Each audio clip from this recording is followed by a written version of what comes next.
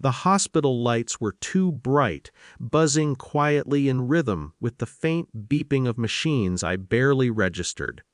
My hand, swollen and mottled with bruises, rested on the thin white sheet. I stared at it, wondering if it would ever look normal again. Mostly I felt the odd flattening of emotion, the way shock strips life of color for a few days. The text arrived then, a single line that could have been etched in stone. "Stay away from us." I didn't reply immediately. My thumb hovered over the keyboard longer than it should have. When I finally typed back, it was 2 words, "Don't." Memories surfaced unbidden, small incidents that now seemed ominous in hindsight. The fiancé laughing too sharply at my missteps, correcting my words in front of him, the way she brushed past my presence as though I were invisible. Each moment alone had been tolerable. Accumulated, it became a pattern, a warning I had ignored until it culminated in the ER. With the hospital room as my silent witness, I made the decision to withdraw as guarantor for their dream home. The paperwork, the phone calls, the confirmations, all executed with careful precision, a quiet assertion of control I had not permitted myself for years.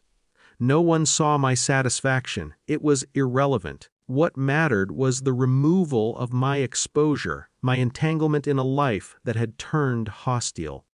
Then authority intervened. The bank called a week later to confirm the withdrawal, and the loan was denied. Heard the frustration in my brother's voice through the filtered tone of voicemail, clipped and disbelieving. Fiancée's texts arrived in bursts, sharp and imploring, but I didn't answer.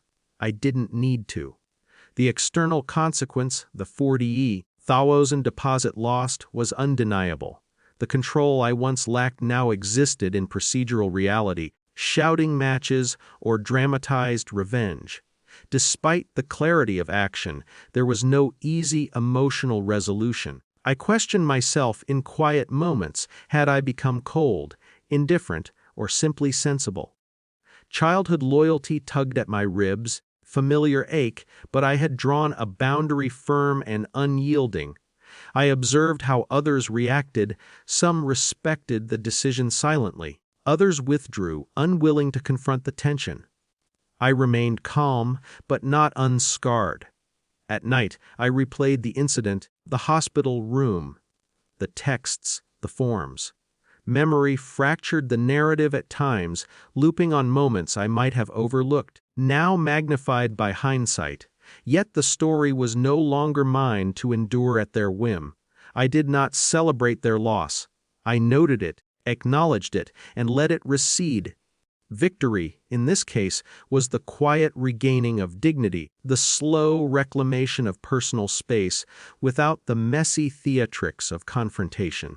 Weeks later, I found myself sitting on the balcony, the city quiet below, the horizon streaked with muted gold and violet.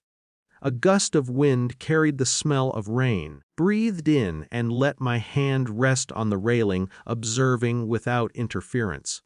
Life had continued, different to the upheavals that had consumed me, and in that ordinary moment I felt something unfamiliar, a quiet empowerment that came not from punishing others, but from reclaiming my own life. Silence carried the weight of consequence. Restraint had reshaped the balance. Family ties, once assumed to be immutable, had shifted. I moved through the days with new boundaries, small but firm. The story did not offer redemption or revenge, only the acknowledgement that self-respect, once prioritized, changes everything. I had stayed away, and in doing so, had finally arrived somewhere I had never been permitted, a place where dignity was my own, and control, though quiet, was undeniable.